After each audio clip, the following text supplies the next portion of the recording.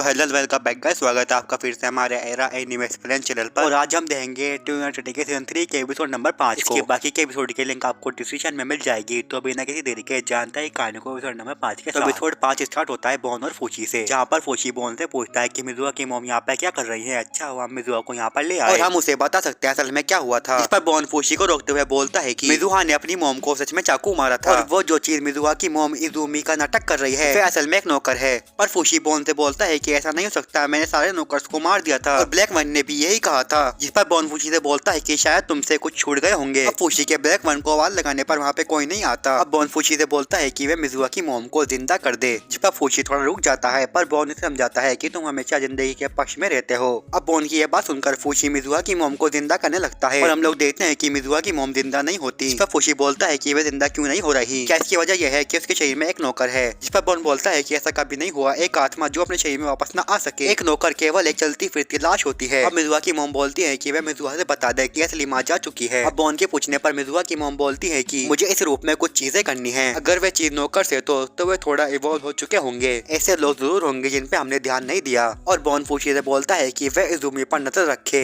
और तुम्हें तुम्हारी नई जिंदगी के लिए गुड लक। और आगे हम लोग देखते हैं कि फूची अपनी नई क्लास में आ चुका था और सब स्टूडेंट फूची को देखकर काफी ज्यादा हैरान थे कि इसके बाल व्हाइट है। और फिर हम टोनारी का सीन देखते हैं जो कि इंट्रो देते समय काफी ज्यादा शर्मा रही थी और ये बोलती है कि मैं कभी पहले स्कूल नहीं गई। और क्लास की विंडो पर टोनारी का आउल बैठा था। और फिर हम लोग फूची का सीन देखते हैं जो कि अपने पास बैठे हुए स्टूडेंट से पूछता है कि इस चीज को इस्तेमाल कैसे करते हैं और वे स्टूडेंट उसे पेन चलाने के बारे में बताता है। और फूची पेन देखकर काफी ज्यादा खुश था। और हम लोग देखते हैं कि स्कूल की सारी लड़कियों को फूची पे क्रश होता है और सारे स्टूडेंट फूची से बात कर रहे थे। और हम लोग देखते हैं कि फूची मिजुआ की क्लास में था और रिकुया भी फूची और बाकी लोगों की बातें सुन रहा होता है। और एक लड़की रिकुया को देखकर अपनी आंखें नीचे झुका लेती है। अब सारी लड़कियां फूची से क्लब के बारे में पूछती हैं, जिस पर फूची मिजुआ से बोलता है कि वह कौन से क्लब में है। और ये बात सुनकर रिकुया बोलता है कि मिजुआ मैंने कल सुना था तुम किसी छोटे लड़के के साथ घूम रही थी, क्या तुम्हारे पेरेंट्स को इस बारे में पता है। जिस पर मिजुआ बोलती है कि पता नहीं, पर तभी मिजुआ को हाना दिख जाती है तो वह हाना के पीछे चली जाती है। अब हाना मिजुआ से बोलती है कि मुझे पता है तुम्हें कौन पसंद है। इस पर मिजुआ कहती है कि इसका नाम मत लेना, अभी शांत रहो। और हाना उससे बोलती है कि मैं हैरान हूँ तुम्हारी मॉम ने तुम्हें अलाउ कर दिया। जिस पर मिजुआ उससे बोलती है कि हाँ मेरी मॉम बदल चुकी है। और तभी वहाँ पर फूची आ जाता है और बोलता है कि पता नहीं तुम्हारी माँ क्या सोचती अगर वे ये सुनती। जिस पर मिजुआ बोलती है कि पता नहीं शायद वे खुशी से रो पड़ती। और हाना उन दोनों से बोलती है कि पता नहीं तुम लोग क्या बातें कर रहे हो और ये वही नया लड़का है क्या जिसके बारे में युकी बात कर रहा था। और तभी फूची बोलता है शायद तुम्हारी माँ इस बारे में सुनकर नाराज होती। फूची की ये बात सुनकर हाना और मिजुआ वहाँ से चले जाते हैं। और तभी फूची अपने पास बॉन को देखकर हैरान हो जाता है और बॉन से बोलता है कि मैंने यहाँ पर काम ले लिया है ताकि मैं तुम लोगों पर नजर रख सकूं। और जो तुमने अभी बोला उसके लिए मिजुआ की मॉम ने तुम्हें शुक्रिया बोला है। और फूची के पूछने पर बॉन से बोलता है कि अभी तक मुझे कुछ पता नहीं चला और ऐसा अक्सर नहीं होता कि तुम्हें इजुमी-सान जैसी हालत में एक आत्मा मिले। जब फूची अपनी क्लास की ओर जा रहा होता है तभी वहाँ पर हम लोग देखते हैं कि उसकी क्लास की एक लड़की वहाँ पर आ जाती है और वे फूची से पूछती है कि क्या तुम मिजुआ के करीब हो। और फूची उसे मना कर देता है और वो बोलता है कि हमारा एक जान पहचान वाला है। इस पर वह लड़की फूची से बोलती है कि तुम्हें उससे दूर हो जाना चाहिए। और आगे वह फूची से बोलती है कि वह एक गलत लड़की है। जिस पर फूची उस शब्द का मतलब पूछता है। जिस पर वह लड़की बताती है कि वह लड़की जो अपने आप को मर्दों के आगे बेचने की कोशिश करती है। और फूची उसका भी मतलब पूछता है। और तभी हम लोग देखते हैं कि स्कूल की बेल बज जाती है। अब युकी फूची को अपने क्लब मेंबर से मिलाता है और वह उनसे फूची की पावर के बारे में बताता है। अब युकी फूची को अपनी पावर यूज बोलता है तो फूची अपनी पावर से एक ड्रिंक बना देता है। और लोगों के टेस्ट करने पर ये लोग देखते हैं कि वह चीज बिल्कुल असली थी। और तभी टोनारी उनके पीछे से बोलती है कि आजकल के बच्चे क्या क्या पढ़ते हैं, विज्ञान, कसरत वगैरह वगैरह। और अब युकी उन्हें टोनारी के बारे में बताता है। और तभी उनके क्लब के गेट पर काफी सारी लड़कियां आ जाती है और वे क्लब ज्वाइन करने का बोलती है। और युकी गेट बंद करके बोलता है कि क्लब में जगह नहीं है। और हाना मिजुआ से पूछती है मिजुआ तुम उदास हो, मैं तुम्हारी दोस्त हूँ, तुम मुझे बताया करो। जिस पर मिजुआ उससे कुछ नहीं बताती और बोलती है कि अगर तुम मेरी दोस्त हो तो तुमने मेरा हेयर बैंड क्यों नहीं पहना। और वे वहाँ से चली जाती है। और अब फूची बोलता है कि मैं भी जा रहा हूँ। जिस पर टोनारी फूची से बोलती है कि क्या तुम्हारे उस लड़की के बीच में कुछ है। पर फूची उसे मना कर देता है। और अब फूची और मिजुआ आपस में बात करने लगते हैं। और इन दोनों को क्लास के कुछ स्टूडेंट्स ने देख लिया था। और तभी वहाँ पर वह लड़की आ जाती है और वे लोग उसे फूची के बारे में बताते हैं। उन दोनों के पूछने पर वह लड़की बोलती है कि मैं उदास बिल्कुल भी नहीं हूँ, उसने कहा कि उसका कोई जानने वाला है। और तभी हम लोग देखते हैं कि वहाँ पर एक लड़का आ जाता है और वह उन लोगों से उनकी टीम के मेंबर के बारे में पूछता है। जिस पर वह लोगों से बोलते हैं कि वह आज नहीं आई। और अब वे लोग बोलते हैं कि वह साकू के पीछे पीछे क्यों पड़ी है। उस लड़की के बारे में काफी बुरी बुरी बातें करते हैं और हम लोग देखते हैं कि वह लड़की वहीं पर होती है और अब ये लोग रनिंग कर रहे होते हैं और वह लड़की भागते भागती नीचे गिर जाती है और उसके पैर पर चोट लग गई थी पर वह चोट खुद ब खुद ही हिलने लगती है। अब इधर हम लोग मिजुआ का सीन देखते हैं जो फूची से बोलते हैं कि क्या फूची तुम मुझे पसंद करते हो। इस पर फूची बोलता है कि हाँ और मिजुआ के कुछ ना बोलने पर फूची उससे सॉरी बोलता है और फूची उससे बोलता है कि मैंने ये बात नहीं कही कि मैं तुमसे नफरत करता हूँ, मुझे बस तुम्हारी चिंता है। और अब फूची मिजुआ से उस पर नजर रखने को बोलता है जिस पर मिजुआ उसे हाँ बोल देती है। मिजुआ फूची से बोलते है कि क्या तुम किसी को पसंद करते हो और फूची के हाँ बोलने पर मिजुआ बोलती है कि शायद से वह तो नारी होगी और फूची उसे बोलता है कि मैं यूकी आई को सबसे प्यार करता हूँ। जिस पर मिजुआ से बोलती है कि मेरा मतलब ऐसा नहीं था। उन लोगों को छुप छुप के बाकी लोग देख रहे थे और यूकी तो रोने लग गया था और तभी गुगु उसे बोलता है शांत हो जाओ वरना वे हमें सुन लेंगे। और तोनारी उन लोगों को गुगु और हायरो के बारे में बताती है और तोनारी गुगु से पूछती है कि तुम वे पहनकर स्कूल गए थे। यहाँ पे मिजुआ फूची से पूछती है कि क्या तुमने कभी किसी से प्यार करा है। इस पर फूची बोलता है कि मैं तुम्हारी बात नहीं समझा। मिजुआ से बोलती है कि तुम स्कूल में काफी ज्यादा मशहूर हो गए हो, काफी लड़कियां तुम्हारे साथ बाहर जाने को कहेंगी, एक ऐसा रिश्ता जो शादी से पहले होता है। फूची बोलता है कि मैं सार भी कई बार ऐसा कर चुका है। मिजुआ से बोलती है कि तुम्हें किसी ऐसे के साथ जाना चाहिए जिसे तुम सच में पसंद करते हो और फूची उससे बोलता है कि मेरे आने वाले वक्त में मुझे ऐसा रिश्ता बनाने का कोई इरादा नहीं है और अगर मैं इसका एक्सपीरियंस कर भी लूं तो ये मेरी बड़ी जिंदगी के लिए एक बेकार हिस्सा बन के रह जाएगा। मिजुआ से बोलती है कि अगर तुम फील भी करते हो जब भी तुम उसके साथ नहीं जाओगे। फूची बोलता है कि मैं कुछ नहीं कर सकता। मिजुआ से बोलती है कि तुम क्या कहोगे अगर मैं तुम्हारे साथ चलने को बोलूं। जिस पर फूची बोलता है कि मैं वैसा ही करूंगा जैसा हमने तय करा था,